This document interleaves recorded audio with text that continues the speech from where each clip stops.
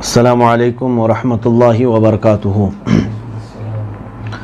الحمد للہ وکفا وسلام علی حبیبہ المصطفیٰ اما بعد فاعوذ باللہ من الشیطان الرجیم بسم اللہ الرحمن الرحیم ان اللہ وملائکتہ یصلون علی النبی یا ایہا الذین آمنوا صلوا علیہ وسلموا تسلیما اللہم صل وسلم علی سیدنا محمد معدن الجود والکرم وآلہ واصحابہ الکرام وابنہ الکریم وبارک وسلم صلاۃ دائمۃ سرمدا ابدا۔ عزیزان اکرام وقار، بحمدہ تعالی و بکرم مصطفیٰ صلی اللہ تعالی علیہ وسلم، ہم نے آج سورہ مریم اور سورہ طٰہٰ کی تلاوتیں مکمل کی ہیں۔ اللہ کریم ہمیں مکمل قرآن عظیم صحیح تجوید سے تلاوت کرنے کی توفیق عطا فرمائے۔ سورہ مریم مشہور و معروف سورہ ہے قرآن عظیم میں، اور عورتوں میں اللہ تبارک و تعالیٰ نے اگر کسی خاتون کا نام کے ساتھ ذکر فرمایا ہے تو حضرت مریم کا ہی ہے۔ باقی دوسری عورتوں کا ذکر تو آیا ہے لیکن امرا نام سے، یعنی عورت کے نام سے، نساء کہہ کر کے، لیکن سیدہ مریم کا باضابطہ نام آیا ہے، اور انہی کے نام سے یہ سورہ بھی ہے۔ آج غالباً آپ کو یاد ہوگا سورہ آل عمران کی جب تلاوت ہوئی تھی تو مختصر سی چیزیں ہم نے عرض کیا تھا کہ آل عمران کون ہے۔ میں سورہ مریم کی شروع سے تھوڑی سی باتیں عرض کر دوں کہ سیدہ مریم کون ہیں۔ یہ بنی اسرائیل کی وہ پاکیزہ خاتون ہیں۔ ان کے والد کا نام عمران ہے، ان کی ماں کا نام حنہ ہے۔ حضرت عمران ایک بڑے عابد و زاہد بزرگ تھے بنی اسرائیل کے، اور بیت المقدس کی خدمت کی ساری ذمہ داریاں آپ کے پاس تھیں۔ حضرت عمران وہ نبی نہیں تھے، اور ان کی بیوی حضرت حنہ، یہ دونوں بڑے ہی نیک اور بڑے پارسا عبادت گزار تھے۔ ان کی عمریں کافی ہو چکی تھیں لیکن ان کے ہاں کوئی اولاد نہیں تھی۔ یہ سردار تھے خدام کے، بیت المقدس کے۔ عمر کافی ہو جانے کے بعد ایک دن حضرت حنہ نے تو ایک پرندے کو دیکھا جو اپنے بچے کو منہ میں لے کر کے کچھ کھلا پلا رہی ہے، ماں اپنے بچے کو، اور اس سے محبت کر رہی ہے۔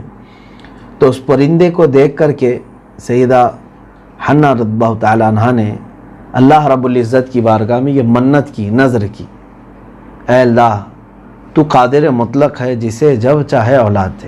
عمر تو ڈھل گئی لیکن اگر تو نے ایک بیٹا مجھے عطا کیا تو میں بیت المقدس کی خدمت کے لیے ہمیشہ اس کو وقف کر دوں گی۔ وہ خود بھی خدمت گزار تھیں، ان کے شوہر خدام کے سردار تھے۔ تو اللہ تبارک و تعالیٰ کی بارگاہ میں نذر کیا انہوں نے، اور قرآن پاک میں یہ تیسرے پارے میں ہم نے آیت پڑھی ہے، انی نذر تو، یہ حضرت وَإِذْ قَالَتِ امرأة عمران رب انی نذرت لک ما فی بطنی۔ یاد کرو جب عمران کی بیوی نے کہا کہ اے رب میں نے تجھ سے یہ نذر کر لی، منت کر لی کہ جو کچھ میرے پیٹ میں تو عطا کرے گا بیٹا ہو تو میں تیرے بیت المقدس کی خدمت کے لیے وقف کر دوں گی۔ اللہ تبارک و تعالیٰ نے دعا سن لی اور حمل کے آثار ہوئے بڑھاپے میں، لیکن جب بچے کی ولادت ہوئی تو لڑکا نہیں لڑکی پیدا ہوئی۔ فلما وضعتها قالت رب انی وضعتها انثى، وہ خود کہتی ہیں حضرت حنہ کہ جب بچے کی ولادت ہوئی تو لڑکا نہیں ہے، اے مولا یہ تو لڑکی ہے، اور لڑکی لڑکے کی طرح نہیں ہوتی۔ بہت سارے احکام الگ ہیں لڑکی کے لیے اور لڑکوں کے لیے، ظاہر سی بات ہے ہر شریعت میں معاملات الگ رہے ہیں۔ اور ان کی منت یہ تھی کہ بیت المقدس کی خدمت میں وقف کرنا ہے، تو اس وقت تک کبھی ایسا رواج نہیں تھا کہ عورتوں کو مسجد اقصیٰ بیت المقدس کی خدمت کے لیے وقف کیا جاتا ہو یا کوئی خادمہ بنتی ہوں، ایسا نہیں تھا۔ تو ان کو ایسا لگا کہ اب میں نے جو منت کی تھی اللہ رب العزت کی بارگاہ میں وہ میں پوری نہیں کر سکوں گی، میں نذر مان چکی تھی، اب میں کیسے کروں، لڑکی پیدا ہو گئی ہے۔ لیکن اللہ تبارک و تعالیٰ نے ان پر الہام فرمایا، یعنی ان کے دل پر یہ بات القاء فرمائی۔ رب تعالیٰ نے فرمایا فَتَقَبَّلَهَا رَبُّهَا بِقَبُولٍ حَسَنٍ، تیری اسی بیٹی کو ہی اللہ تعالیٰ نے اچھے انداز میں پسند کر لیا ہے اور قبول کر لیا ہے، لڑکی ہی صحیح، وہ مسجد اقصیٰ کی خدمت کے لیے وقف ہو گئی۔ تو روایات میں یہ ہے کہ حضرت حنہ نے ان کو دودھ پلانے کی مدت تک اپنے پاس رکھا، اور بعض نے کہا ہے کہ نہیں، اس سے قبل ہی بیت المقدس میں لا کر کے خدام کے حوالے کر دی، اور ان کے شوہر حضرت عمران کا انتقال ہو چکا تھا۔ بعض روایت میں ہے کہ حضرت مریم ان کے ولادت سے پہلے ہی انتقال ہوا، بعض میں ہے کہ جب وہ شیر خارگی میں تھی یعنی دودھ پینے کے زمانے میں تھی تب انتقال ہوا۔ نام انہوں نے مریم رکھا، سمیتھا مریم، وہ خود کہتی ہیں میں نے اس کا نام مریم رکھا ہے۔ مریم یہ سریانی زبان کا لفظ ہے جس کا مطلب ہوتا ہے خادمہ، کام کرنے والی، اور وہ بھی خالص بغیر اجرت کے، تو اس کو مریم کہتے ہیں۔ اور وہ چونکہ بیت المقدس میں خدمت کے لیے انہوں نے وقف کیا تھا تو اس لیے بچی کا نام بھی مریم رکھا، اور دعا کیا انی اعیذھا بک وذریتھا من الشیطان الرجیم، اے مولا میں تیری پناہ مانگتی ہوں، اس کو اور اس کی اولاد کو تو شیطان رجیم سے محفوظ رکھ، اس کی شرارتوں سے ہمیشہ اس کو، میری بچی کو محفوظ رکھ۔ یہ آیات جو ہے یہ دعا ہے در حقیقت۔ میں نے تفسیر میں بھی عرض کیا تھا یہ 2 آیتیں سورہ آل عمران میں ہیں، آپ اپنے بچوں کی ولادت کے وقت سے لے کر جب تک وہ دودھ پی رہے ہیں ان پر دم کرتے رہیں، دیکھیں رب تبارک و تعالی ہر طرح کے شرور اور فتن سے آپ کے بچوں کی حفاظت فرمائے گا، کیونکہ حضرت بی بی مریم سلام اللہ علیہا ان کی والدہ محترمہ نے جو دعا کی، دعا اگر ایسی ہی ہوتی جیسے سب لوگ کرتے ہیں تو کوئی بات نہیں تھی، ہر ماں ہر باپ اپنے بچوں کے لیے دعا کرتے ہیں، لیکن اس ماں کی دعا قرآن میں اللہ نے بیان فرمایا ہے تو ظاہر سی بات ہے وہ دعا بڑی مؤثر ہے۔ رب تعالیٰ فرما رہا ہے کہ مریم کی ماں نے یہ دعا کیا کہ اے اللہ میں تیری پناہ مانگتی ہوں اس کے لیے اور اس کی اولاد کے لیے کہ تو ان کو شیطان رجیم کی شرارتوں سے محفوظ فرما۔ اب اس کے بعد ہوا یہ کہ بیت المقدس میں جب یہ لائی گئیں حضرت بی بی مریم رضی اللہ تعالیٰ عنہ، تو اب یہاں معاملہ یہ تھا کہ کون ان کی کفالت کرے گا، کون ان کی پرورش کی ذمہ داری لے گا۔ تو چونکہ سارے خدام جو ہے وہ اس بات کی طلب رکھتے تھے کہ ہم کریں، کیونکہ ان کو پتا تھا کہ یہ معمولی بچی نہیں ہے، ان کے سردار کی بیٹی ہے، اور وہ بھی اتنی بڑی عمر میں پیدا ہوئی ہے تو یقیناً اللہ تعالیٰ کی طرف سے کچھ نہ کچھ خاص عطائیں لے کر آئی ہے۔ قرآن اندازی کی گئی تو اس وقت حضرت زکریا علیہ السلام وہ نبی بھی تھے اور لوگوں کو تبلیغ و رشد و ہدایت کا کام فرماتے تھے، اور مسجد اقصی بیت المقدس میں وہ ہمیشہ حاضر باش تھے۔ تو آپ کے نام کا قرآن نکلا، حضرت زکریا علیہ السلام نے حضرت بی بی مریم کو قبول کر لیا، جبکہ حضرت زکریا علیہ السلام کی عمر اس وقت 80 سال کی تھی اور انہیں خود بھی اولاد نہیں تھی۔ حضرت زکریا علیہ السلام کو بھی اولاد نہیں تھی، حضرت بی بی مریم کو انہوں نے لیا، اور ان کے دل میں یہ تمنا جاگی کہ رب ذوالجلال مریم کے باپ اور ماں کو ان کے بڑھاپے میں اولاد دے سکتا ہے تو مجھے بھی دے سکتا ہے۔ مایوسی تو نہیں ہونی چاہیے، یہاں شادی کر کے 2 سال ہوئے پریشان ہو رہے ہیں لوگ، بچے نہیں ہو رہے۔ میرے عزیزو صبر رکھو، اللہ رب العزت کی ذات سے امید رکھو، تو ہمیشہ یہ دعا کرو کہ اے اللہ میرے حق میں بہتر ہو تو عطا فرما، اور وہ تم سے بہتر جانتا ہے کہ تمہارے حق میں کون سی اولاد بہتر ہے۔ ضد کرنا اس طرح کہ مجھے بیٹا چاہیے، ضد کرنا اس طرح کہ مجھے بیٹی چاہیے، ضد کرنا اس طرح کہ نہیں مجھے کچھ تو اولاد چاہیے ہی چاہیے، تم نہیں جانتے تمہارے مستقبل کے لیے کیا مناسب ہے۔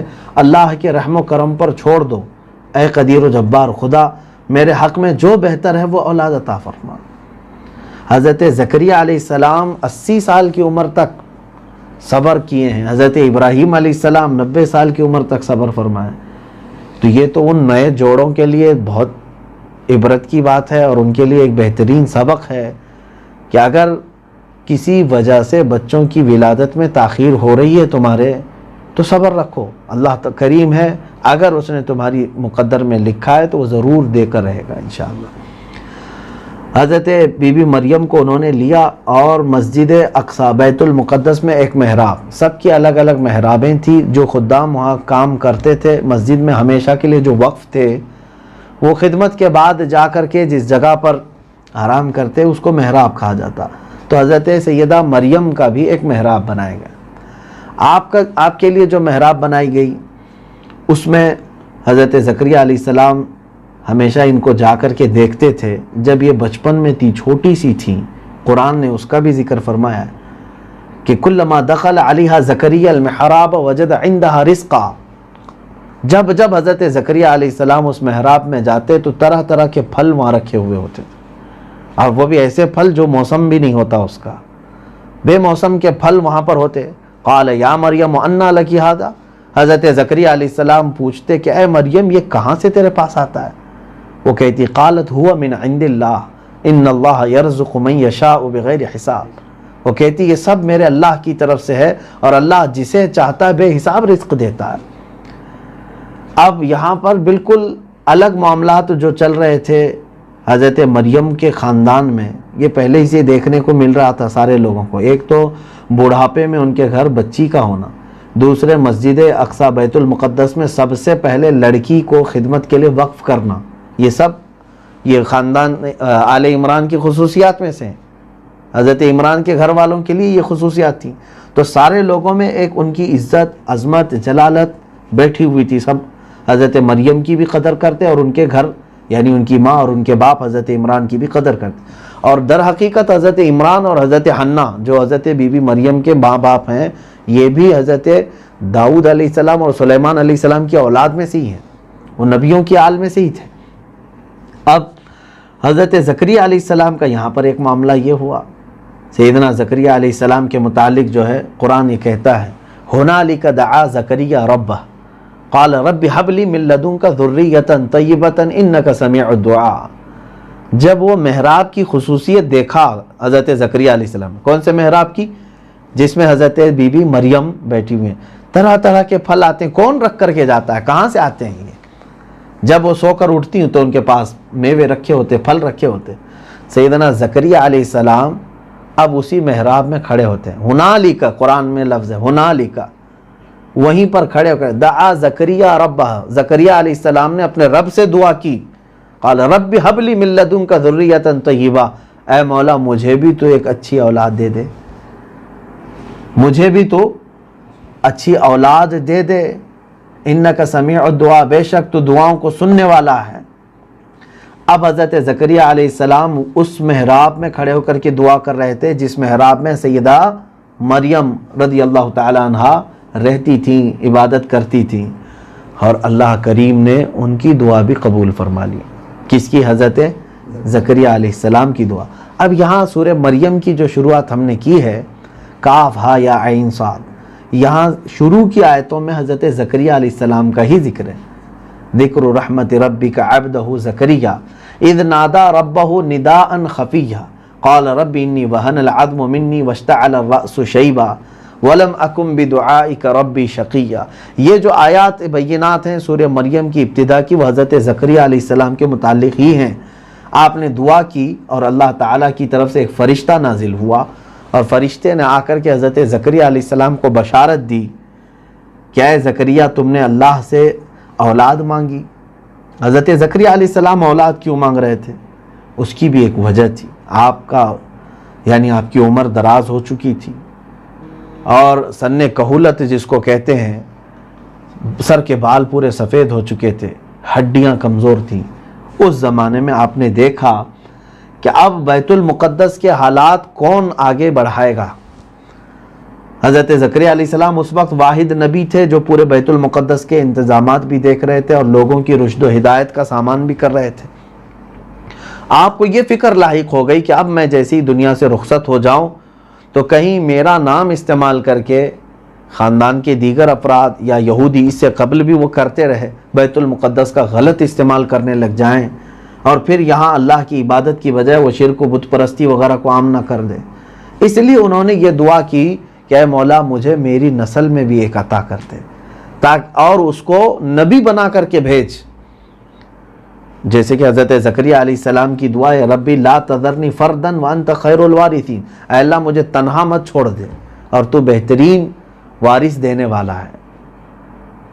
تو اللہ تعالیٰ نے آپ کی دعا قبول فرما لی، اور فرشتے کو حکم ہوا، فرشتے نے آ کر کے حضرت زکریا علیہ السلام کو بشارت دی کہ اے زکریا مبارک ہو، اللہ تمہارے گھر میں بیٹا عطا فرمائے گا۔ اب وہ تیسرے پارے میں بھی ہے یہی ذکر، اور یہی سورہ مریم میں بھی ذکر ہے۔ تیسرے پارے میں اس طرح فنادتہ الملائکۃ وہو قائم یصلی فی المحراب ان اللہ یبشرک بیحییٰ مصدقا بکلمات من اللہ وسیدا وحصورا ونبیا من الصالحین۔ اللہ تعالیٰ بشارت دیتا ہے زکریا کو کہ یحییٰ نام سے تمہیں ایک بیٹا دیا جائے گا جو نہایت ہی پاک ہوگا، صالح ہوگا اور ستھرا ہوگا، اور اسے نبی بنا کر کے اللہ بھیجے گا۔ اور چند دنوں کے بعد حضرت زکریا علیہ السلام کے گھر میں بھی بیٹے کی ولادت ہوئی، وہ حضرت یحییٰ علیہ السلام ہے۔ پیدا ہوتے ہی اللہ تعالیٰ نے ان کو بھی نبوت عطا فرمائی۔ یہ زمانہ دونوں قریب، ادھر حضرت مریم بڑی ہو رہی تھی، ادھر حضرت زکریا علیہ السلام کے گھر بھی ولادت کی خوشخبری آ رہی تھی۔ حضرت مریم جوان ہو چکی تھی، جب تک کہ حضرت زکریا کے گھر میں حضرت یحییٰ کی ولادت کا معاملہ چل رہا تھا تب تک وہ جوان ہو چکی تھی۔ لیکن درمیان میں یہاں رک کر کے کہتا ہوں، حضرت زکریا علیہ السلام کو 80 سال کی عمر میں بیٹا ہوا۔ ان کی بیوی کی عمر بھی غالباً تقریباً اسی کے آس پاس تھی۔ یہ عمر عموماً بچے پیدا کرنے کی نہیں ہوتی، لیکن اللہ رب العزت جب چاہے، جسے چاہے، جیسے چاہے عطا فرمائے۔ اب یہاں پر ایک چیز جو قابل غور ہے میرے عزیزوں، مفسرین میں سے الحمدللہ اہل سنت و جماعت کا عقیدہ اس سے صاف ظاہر ہوتا ہے۔ حضرت زکریا علیہ السلام کا اسی محراب میں کھڑے ہو کر کے دعا کرنا جس محراب میں حضرت بی بی مریم بیٹھی ہوئی۔ بیت المقدس تو کافی بڑی ہے، مسجد اقصی کہیں سے بھی وہ دعا کرتے، لیکن قرآن میں یہ لفظ آیا ہنالک دعا، وہیں پر کھڑے ہو کر کے انہوں نے دعا کیا۔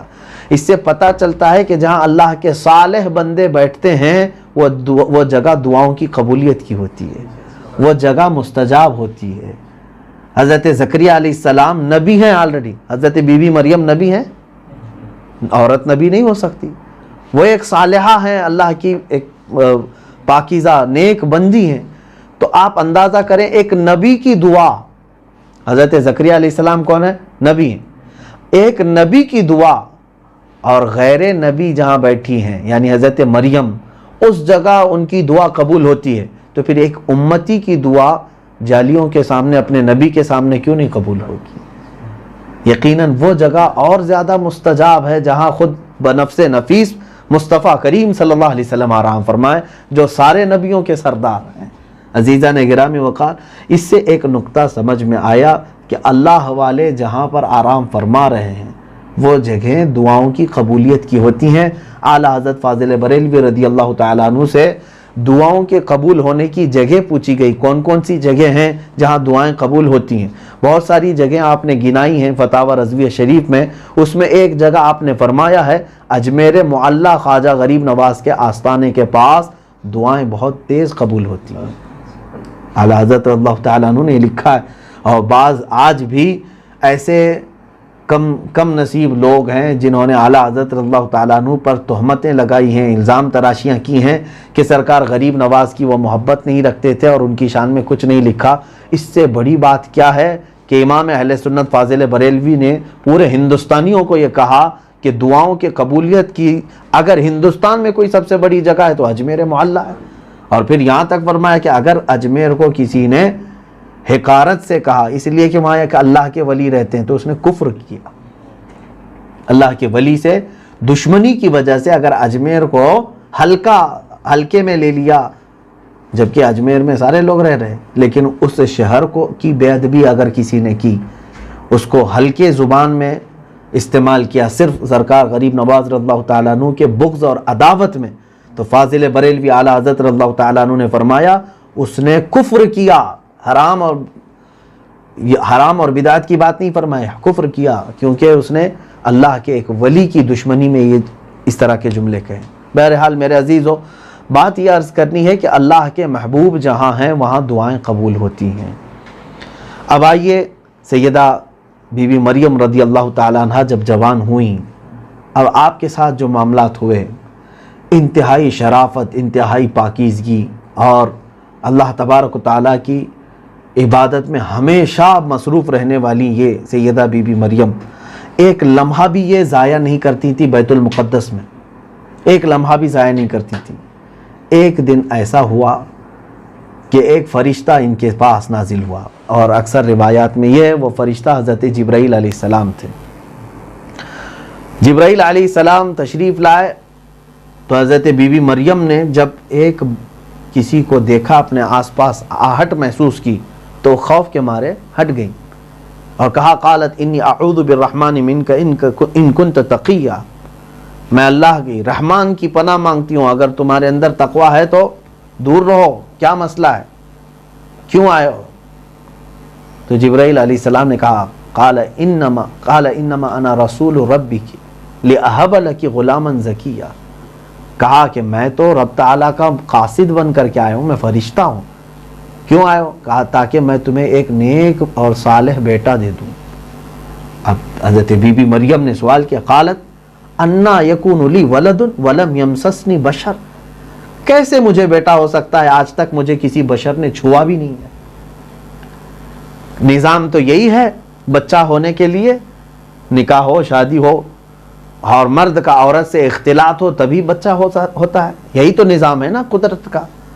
تو حضرت بی بی مریم رضی اللہ تعالیٰ عنہ نے ان سے یہی کہا کیسے مجھے بچہ ہو سکتا ہے، آج تک کبھی کسی بشر نے مجھے چھوا نہیں، ولم اکو بغیہ، اور نہ ہی میں کبھی بدکار بنی ہوں، یا مطلب کسی مرد کی طرف میں نے شہوت سے دیکھا ہے، کبھی ایسا نہیں ہوا۔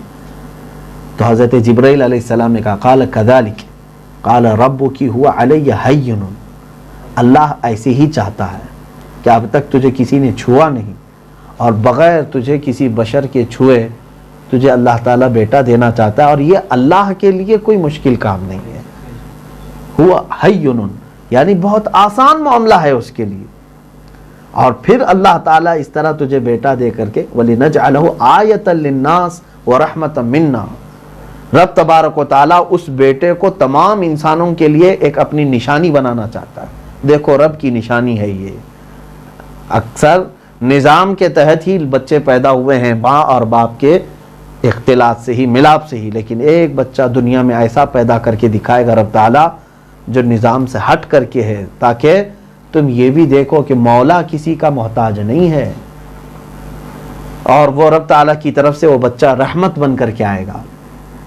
حضرت بی بی مریم نے یہ کہا، اور اس کے بعد حضرت بی بی مریم کو جبرائیل علیہ السلام نے کہا، پھر ان کے دامن پر آپ نے پھونک ماری، دور سے ہی آپ نے پھونک دیا، جیسے حضرت جبرائیل علیہ السلام نے پھونک ماری حضرت بی بی مریم کو حمل ہو گیا، حمل کے آثار ان کو نظر آئے۔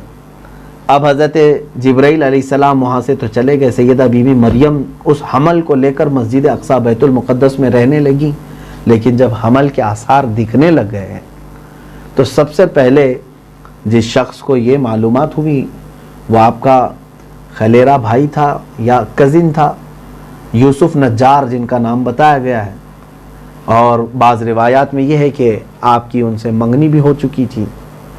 تو یوسف نجار کو یہ حمل کے علامات دکھ گئے تو ظاہر سی بات ہے وہ اس کے ذہن میں عجب طرح کے وسوسے آنے لگے، مریم اور حمل کیسے ہو سکتا ہے؟ اس وقت پاکی میں اگر کوئی قسم کھاتا تو حضرت مریم کی نام سے قسم کھاتا تھا۔ دنیا میں اتنی آج بھی ہے، بی بی مریم کا نام ہی پاکی کے لیے لیا جاتا ہے۔ تو یوسف نجار کے دماغ میں یہ خیال بھی آیا کہ مریم کو ایسا کیسے ہو گیا۔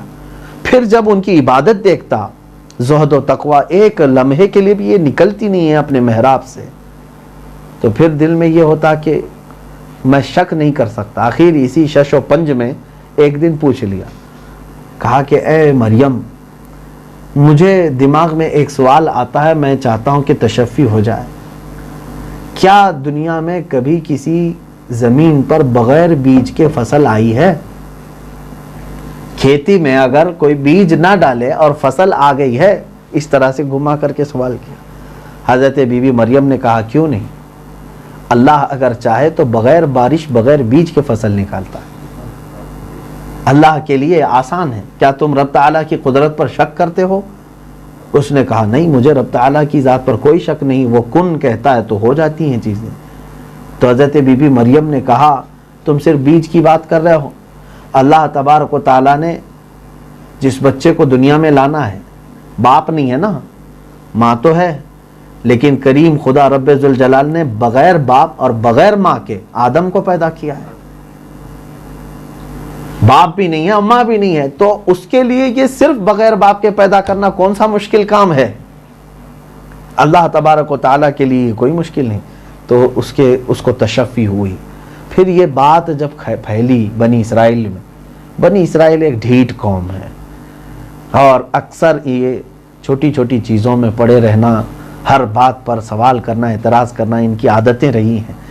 تو بنی اسرائیل میں جب یہ باتیں پھیل گئیں تو وہ حضرت بی بی مریم کو طعن و تشنیع کرنے لگیں کہ بیت المقدس سے ان کو نکالنا چاہیے، پھر ان سے کوئی بڑا گناہ ہو چکا ہے، معاذ اللہ رب العالمین. تہمتیں لگانا شروع. حضرت سیدہ بی بی مریم کو جب یہ خبریں ملنے لگی تو آپ خود ہی بیت المقدس سے دور چلی گئیں، آبادی سے ہٹ گئیں، اپنی قوم سے چلی گئیں، کیونکہ اللہ تعالیٰ نے آپ کو القاء فرمایا. اب بچے کی ولادت کا وقت قریب آ گیا. جب قریب آیا تو آپ بستی سے دور کھجوروں کی، جہاں پر ایک جھنڈ تھے، بہت سارے درخت تھے، ان کے بیچ چلی گئیں. اب درد زہ شروع ہوا. وہ بھی واقعات اللہ نے بیان فرمائے. فَأَجَاءَهَا الْمَخَاضُ إِلَى جِذْعِ النَّخْلَةِ، یعنی وہ اسی خوف سے ایک کھجور کے تنے کے پاس یا اس کے جڑ کے پاس آ کر بیٹھ گئیں اور سخت شدت کا درد ان کو ہونے لگا. اب اندازہ کریں کہ حضرت بی بی مریم نے جو اس وقت کہا، انہوں نے کہا یا لیتنی مت قبل ھذا وکنت نسیا منسیا، اے کاش میں اس سے پہلے مر گئی ہوتی. اتنا درد. تو درد زہ جو ہوتا ہے، ڈیلیوری کا جو درد عورتوں کو ہوتا ہے، وہ بہت زیادہ سخت ترین ہوتا ہے، ان کی آزمائش ہوتی ہے میرے عزیز. ہم سمجھ نہیں سکتے اور کوئی مرد اس کو ایکسپلین نہیں کر سکتا. جو عورتیں اس درد سے گزرتی ہیں وہی جانتی ہیں. بس اتنا سمجھ لیں کہ وہ موت کے منہ میں جا کر واپس آتی ہیں. روح نکلنے کے وقت اس کے لیے جتنے درد ہوتے ہیں، قریب قریب وہ موت کے منہ کے قریب جا کر کے وہ واپس آتی ہیں. اس طرح شدت کے درد وہ برداشت کرتی ہیں. سیدہ بی بی مریم نے یہ کہا وَكُنْتُ نَسْيًا مَنْسِيًّا، اور میں بھولی بھلائی ہوئی ہو جاتی یہ درد آنے سے پہلے. لیکن اللہ تعالیٰ نے مدد فرمائی. ہاں، ایک ہی خاتون کو میں نے دیکھا ہے تاریخ میں جس نے کبھی درد کا ذکر نہیں کیا، اور وہ ہے بی بی آمنہ رضی اللہ عنہا. نہ حمل کے درد کا ذکر کیا، نہ ولادت کے درد کا ذکر کیا. اور درد ہو بھی کیسے کہ گود میں وہ آ رہا ہے جو سارے دردوں سے آزاد کرے. میرے آقا صلی اللہ تعالیٰ علیہ وسلم کی والدہ نے. بہرحال حضرت سیدہ بی بی مریم جب اس درد کی شدت سے عرض کر رہی تھی بارگاہ الہی میں، اللہ تعالیٰ نے قرآن میں یہ بھی فرمایا فَنَادَاهَا مِن تَحْتِهَا أَلَّا تَحْزَنِي. اللہ تعالیٰ نے انہیں آواز دی، اور ایک روایت ہے فرشتے نے آواز دی کہ نہ گھبراؤ، پریشان مت ہو، غمگین مت ہو. قَدْ جَعَلَ رَبُّكِ تَحْتَكِ سَرِيًّا، اللہ تبارک و تعالیٰ تیرے پیروں کے نیچے سے ایک چشمہ جاری کرے گا. اور پھر درخت کے اس تنے کو پکڑو اور ہلاؤ، پکی کھجوریں گریں گی. حضرت بی بی مریم نے درخت کو ہلایا تو ان کے اوپر پکی کھجوریں گریں. آپ وہ پکی کھجوریں لے کر کھانے میں مصروف تھیں، تب حضرت عیسیٰ علیہ السلام کی ولادت ہوئی. اس سے ایک چیز یہ بھی بزرگوں نے فرمایا کہ ولادت کا درد اگر زیادہ ہو جائے تو پکی کھجوریں عورتوں کو دو، انشاءاللہ العزیز سیدہ بی بی مریم کے نام سے اس درد میں اللہ تعالیٰ انہیں افاقہ عطا فرمائے گا. جب حضرت عیسیٰ علیہ السلام کی ولادت ہوئی، آپ نے انہیں لیا اور وہیں پیروں کے پاس سے ایک چشمہ جاری تھا، میٹھے پانی کا چشمہ جو اس سے پہلے نہیں تھا. یہ جگہ جو ہے بیت اللحم آج بھی ہے، آج بھی فلسطین میں موجود ہے، جس پر غاصب اسرائیلیوں نے آج قبضہ کر رکھا ہے. بیت اللحم جہاں حضرت عیسیٰ علیہ السلام کی پیدائش ہوئی. اب وہ بچے کو اٹھائیں اور اس کے بعد اب وہ گھبرانے لگیں، کیا کروں اب یہ بچے کو لے کر کے میں قوم کے پاس کیسے جاؤں. ظاہر سی بات ہے ہر طرح کے طعن و تشنیع کرنے والی قوم ان کے سامنے تھی، کیا بولیں گے، کیا پوچھیں گے. تب اللہ تعالیٰ نے اس کا بھی انتظام فرمایا. ان کے دل پر یہ بات القاء فرمائی، ارشاد فرمایا فَكُلِي وَاشْرَبِي وَقَرِّي عَيْنًا، تو کھا پی اور اپنی آنکھوں کو ٹھنڈی رکھ. فَإِمَّا تَرَيْنَ مِنَ الْبَشَرِ أَحَدًا، اگر کوئی تجھے دیکھتا ہے اس حالت میں بچہ لے کر جا رہی، فَقُولِي إِنِّي نَذَرْتُ لِلرَّحْمَنِ صَوْمًا، اس سے کہنا کہ میں آج چپ رہنے کا روزہ رکھی ہوں. کہنا کا مطلب اشارہ کرنا، اشارے سے بتانا کہ میں آج بات نہیں کر سکتی، بات نہ کرنے کا روزہ. ان کی شریعتوں میں پہلے ایک روزہ وہ بھی ہوتا تھا، کسی سے بات نہ کرنے کا روزہ. میرے خیال سے بہت ضرورت ہے یہ عورتوں کو کہ چپ رہنے کا اگر وہ روزہ سیکھ لیں تو بہت ساری بلاؤں سے وہ محفوظ ہو جائیں گے. روزہ تو ہماری شریعت میں نہیں ہے لیکن عادت بھی اگر ڈال لیں چپ رہنے کا, کیونکہ ان سے زیادہ تیز زبان شاید ہی کسی کے پاس ہو. اللہ خیر فرمائے. حضرت بی بی مریم قوم کے پاس آئیں اور پھر دیکھنے والے ایسے ایسے جملے کسنے لگے. کیا کہا؟ یا اخت ہارون ما کان ابوکی امرأ سوء وما کانت امکی بغیہ. اے ہارون کی بہن, یعنی ہارون کی بہن اس زمانے میں پاک خاتون کو کہتے تھے جو بہت زیادہ شریف ہوتی تھی. حضرت بی بی مریم کا بھی وہ لقب تھا, ان کو اس نام سے لوگ پکارتے تھے. کہا کہ اے مریم, نہ تیری ماں بری تھی نہ تیرا باپ خراب تھا, تو کہاں سے یہ لے کر کے آ گئی؟ بغیر شادی کے بغیر نکاح کے بچہ کیسے لے کے آئی؟ تو حضرت بی بی مریم نے کہا بات نہیں, آج چپ رہنے کا روزہ ہے, اور اپنے بچے کی طرف اشارہ کرنے. فاشارت الیہ, تم کو جو کچھ بھی بات کرنا ہے اس سے بات کرو, اس سے پوچھو. اشاروں میں کہا.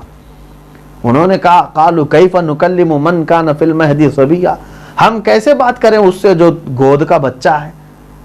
سارے جو ہے جمع تھے قوم کے لوگ اور کہنے لگے ہم اس سے کیا بات کریں.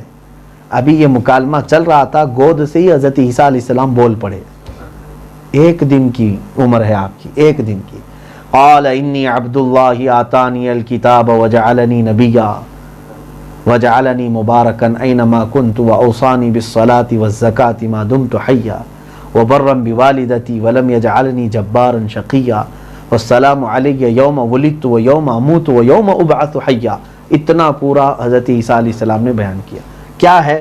فرمایا میں اللہ کا بندہ ہوں اور اس نے مجھے نبی بنا کر بھیجا ہے, اور اس نے مجھے کتاب بھی دیا ہے. ماں کی گود میں ہی اللہ نے کتاب دیا ہے. آتانی الکتاب وجعلنی نبیا, اور اس نے مجھے کتاب عطا کیا اور نبی بنا کر بھیجا ہے, اور مجھے مبارک کیا ہے, برکت والا. میں جہاں رہوں گا برکت ہوگی. اور مجھے نماز اور زکوٰۃ کا حکم دیا ہے اللہ نے. اوصانی بالصلاۃ والزکاۃ, جب تک میں زندہ رہوں مجھے نماز اور زکوٰۃ کا اللہ نے حکم دیا ہے. اور میری ماں کے ساتھ اچھا سلوک کرنے کا مجھے اللہ نے حکم دیا ہے, اور میں سخت قسم کا آدمی نہیں رہوں گا, یعنی جو کسی پر سختی کرے, درست جملے کہے. اور پھر حضرت عیسیٰ علیہ السلام کا یہ جملہ بھی بہت تاریخی ہے. انہوں نے کہا والسلام علیہ یوم ولدت و یوم اموت و یوم ابعث حیا. سلامتی ہو اس دن پر جس دن میں پیدا ہوا. کون کہہ رہا ہے؟ عیسیٰ. سلامتی ہو اس دن پر جس دن میں پیدا ہوا اور جس دن میں انتقال کروں گا اور جس دن مجھے اللہ اٹھائے گا. پتہ یہ چلا پیدائش کے دن پر سلام بھیجنا یہ قرآن میں بیان کیا حضرت عیسیٰ علیہ السلام نے. پیدائش کے دن پر سلام بھیجنا یہ عیسیٰ علیہ السلام نے خود فرمایا کہ جس دن میں پیدا ہوا اس دن اللہ کی سلامتی ہو. تو مصطفیٰ کریم صلی اللہ علیہ وسلم جس دن پیدا ہوئے ہم اگر سلام بھیجیں تو کون سی بڑی بات ہے؟ کیا یہ شرک ہے؟ کیا یہ کفر ہے؟ کیا یہ بدعت ہے؟ عیسیٰ علیہ السلام خود اپنی پیدائش کے دن پر سلام بھیج رہے ہیں اور پوری امت مل کر مصطفیٰ کریم کی پیدائش پر سلام بھیجے. تو میرے عزیزو یہ عین ادب ہے اور عین تعلیم قرآن ہے. قرآن نے جو تعلیم دیا. تو بہت ساری باتیں یہ ہیں. حضرت عیسیٰ علیہ السلام نے جب اتنی گفتگو فرمائی تو سارے کے سارے تعجب میں رہ گئے. ایسا کیسے ہو سکتا ہے کہ گود کا بچہ بات کرے؟ ظاہر سی بات ہے اگر گود کا بچہ بات کرنے لگ جائے تو کیا یہ معجزہ نہیں ہے؟ اگر نبی سے ہو گیا, اور یہ ہم سب کے لیے ایک اچھمبے کی بات نہیں ہے, تعجب کی بات نہیں. بہرحال قوم خاموش ہو گئی, انہوں نے ایذا نہیں دیا, تکلیف نہیں پہنچائی. حضرت بی بی مریم سیدنا عیسیٰ علیہ الصلوۃ والتسلیم کو لے کر آئے. اس کے بعد حضرت عیسیٰ علیہ السلام نہیں بولے. پھر جو بچوں کی عمر ہوتی ہے بولنے کی اسی وقت بولے. ایسا نہیں کہ اسی وقت سے روزانہ بولنا شروع کر دیا تھا ایک دن کی عمر سے. وہ ایک ہی بات آپ نے فرمائی, اتنے جملے, اس کے بعد پھر خاموش ہو گئے جیسے دودھ پیتے ہیں بچے ویسے. لیکن اتنا ہے تاریخ میں کہ اللہ تعالیٰ نے ماں کی گود میں پہلا دن تھا اسی دن آپ کو نبوت عطا فرمائی تھی, آپ نبی بن گئے. بہت کم عمر میں جن انبیاء کو اللہ نے اعلان نبوت کا حکم فرمایا, نبی تو عالم ارواح میں ہی چن لیے گئے ہیں کہ کس کو نبی بنانا ہے, لیکن دنیا میں جس کو اعلان کرنے کا حکم آیا اور اللہ تعالیٰ نے انہیں آگاہ کیا کہ اب آپ نبی ہیں اور اعلان فرمائیں, وہ 3 نبیوں کا ذکر ملتا ہے. ایک حضرت یوسف علیہ السلام جب آپ کو کنویں میں ڈالا گیا تھا، آپ کی عمر بھی جب کم تھی. دوسرے حضرت یحییٰ علیہ السلام، ان کو بھی پیدائش پر ہی اللہ نے نبی بنایا. جیسے کہ ابھی میں نے بتایا زکریا علیہ السلام کو یہ بشارت ہی دے دی گئی تھی کہ تمہارے گھر جو بیٹا پیدا ہوگا وہ نبی بن کے پیدا ہوگا. اور پھر حضرت عیسیٰ علیہ السلام پہلے دن ہی پیدائش کے آپ کو نبوت کے اعلان کا حکم ہو گیا. باقی رہی بات مصطفیٰ کریم صلی اللہ تعالیٰ علیہ وسلم 40 سال کی عمر میں نبی بنے نہیں، بلکہ نبی ہونے کا اعلان فرمایا. جبکہ میرے آقا نے فرمایا کنت نبیا وآدم بین الماء والطین، میں تو اس وقت بھی نبی تھا جب آدم کو مٹی اور پانی میں گوندھا جا رہا تھا علیہ الصلاۃ والتسلیم. حضرت بی بی مریم رضی اللہ تعالیٰ عنہا حضرت عیسیٰ علیہ السلام کو لے کر جیسی اپنی بستی میں آئیں، اب معاملات پھیل گئے، بہت ساری باتیں پھیلیں. اس زمانے میں روم کے کسی ایک گورنر نے، بادشاہ نے خواب دیکھا، اور وہ خواب بہت عجیب و غریب تھا. اس نے کاہنوں سے پوچھا کہ اس خواب کی کیا تعبیر ہے کہ میں نے آسمان سے رات کے وقت ایک سورج نکلتے دیکھا اور اچانک زمین پر گرتے ہوئے دیکھا. تو کاہنوں نے کہا ضرور ایک ایسے بچے کی ولادت ہوئی ہے مقدس مقام پر جو پوری اس وقت اللہ رب العزت کی محبت اور حق دین کو پھیلائے گا. اس نے یہ خبر جو ملک روم کا تھا، بادشاہ ہے یا گورنر ہے، اس نے ملک شام جو اس وقت وہاں کا بادشاہ تھا اس کے پاس یہ خبر بھجوائی. ملک شام کے بادشاہ کے پاس جب یہ خبر آئی تو اس نے اپنے وزیروں اور سپاہیوں کو بھیجا دیکھنے کے لیے کہ جاؤ بیت المقدس میں آج کل کسی بچے کی ولادت ہوئی ہے. ان لوگوں نے آ کر کے دیکھا اور پوچھا تو لوگوں نے کہا ایک ایسا بچہ یہاں پر پیدا ہوا ہے جس کا باپ ہی نہیں. اور اس کی عجیب و غریب چیزیں ہم نے دیکھی ہیں کہ حضرت عیسیٰ علیہ السلام جب سے لائے گئے تھے روز کچھ نہ کچھ عجیب و غریب چیزیں دیکھنے کو لوگوں کو مل رہی تھیں، کیونکہ انہوں نے خود فرمایا میں جہاں ہوں برکت اللہ نے مجھے بتایا ہے. تو وہ جو کارندے آئے تھے انہوں نے بادشاہ کو جا کر خبر دی ملک شام کے. اب اس بادشاہ کو خبر جیسی دی اسی رات کو اس نے خواب اور ایک دیکھا، یہ ملک شام کے بادشاہ نے. اس خواب کی تعبیر جب اس نے کائنوں سے پوچھا تو پتا چلا کہ یہ بچہ جو پیدا ہوا تیری سلطنت کو ہلاک کر دے گا. اب ظاہر سی بات ہے وہ دشمن بن گیا اس بچے کے قتل کرنے کے لیے. تو حضرت بی بی مریم کو جو خیر خواہ لوگ تھے انہوں نے آ کر کے کہا ملک شام کے بادشاہ کے اندر تیرے بچے کا حسد آ گیا ہے، تو اپنے بچے کی حفاظت کر اور یہاں سے دور لے چلی جا. سیدہ بی بی مریم رضی اللہ تعالیٰ عنہ نے حضرت عیسیٰ علیہ السلام کو لیا اور آبادی سے نکل گئیں. تقریباً 13 سال تک وہ واپس نہیں آئیں بیت المقدس. حضرت بی بی مریم 13 سال تک حضرت عیسیٰ علیہ السلام کو لے کر بہت دور دوسری بستیوں میں رہتی رہیں. 13 سال کے بعد دوبارہ آپ تشریف لائیں. تب تک حضرت عیسیٰ علیہ السلام کو کمال کے معجزات بھی تھے. حضرت عیسیٰ علیہ السلام کے معجزات تو ایسے تھے کہ وہ مٹی کے پرندے بناتے اور اس میں پھونک مارتے تو زندہ ہو کر اڑتے تھے. اور حضرت عیسیٰ علیہ السلام کسی کوڑ کے بیمار جو اور سفید داغ والے کو اگر ہاتھ لگا دیتے تو پورا کا پورا جسم صحیح ہو جاتا تھا، اللہ اسے شفا دے دیتا. اور پھر مادرزاد اندھا یعنی جو پیدائشی اندھا ہو بالکل بغیر آنکھوں کے آیا ہے، حضرت عیسیٰ علیہ السلام اس کی آنکھوں پر اپنا ہاتھ رکھتے اللہ تعالیٰ اسے آنکھیں دے دیتا. یہ بھی معجزہ تھا. اس کے علاوہ یہ ایک معجزہ سب سے بڑا یہ تھا کہ اگر وہ کسی قبر کے پاس جا کر کہتے اللہ کے حکم سے اٹھ جا تو قبر پھٹتی اور مردہ کھڑا ہو جاتا تھا. آپ نے اپنی زندگی میں کئی ایسے مردوں کو زندہ کیا. تو یہ کمال کے معجزات حضرت عیسیٰ علیہ السلام کے ساتھ تھے. تو پھر لوگوں پر ایک رعب بھی تھا اور حق کے قبول کرنے والوں کی تعداد بڑھتی گئی. حضرت عیسیٰ علیہ السلام پر ایمان بھی لائے لوگ اور آپ کی تعلیمات پھیلنے لگیں.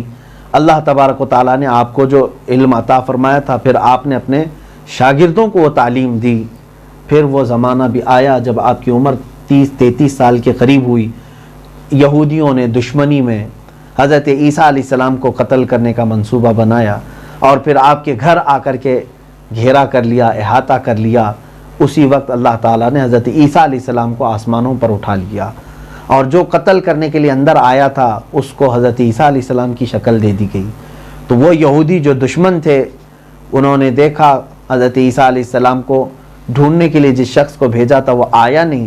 تو یہ خود اندر آئے اور اس شخص کو پایا تو اسی شخص کو انہوں نے سولی پر چڑھایا اور پھر پوری دنیا کو کہا ہم نے عیسیٰ کو صلیب پر چڑھا دیا، ہم نے عیسیٰ علیہ السلام کو سولی پر چڑھا دیا۔ یہ انہوں نے سب جگہ ڈھنڈورا پیٹا اور ان کی بات کو صحیح سمجھ کر کے عیسائی بھی بیچارے آج تک گلے میں صلیب لٹکائے گھومتے ہیں کہ ہمارے نبی کو سولی پر چڑھا دیا گیا۔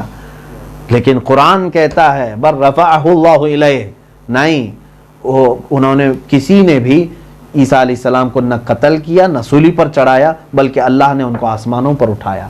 اب بھی عیسیٰ علیہ السلام زندہ موجود ہیں، اب بھی وہ موجود ہیں آسمانوں پر، اور رب تعالیٰ جب چاہے گا قیامت کے قریب پھر دوبارہ حضرت عیسیٰ علیہ السلام کو زمین پر نازل فرمائے گا۔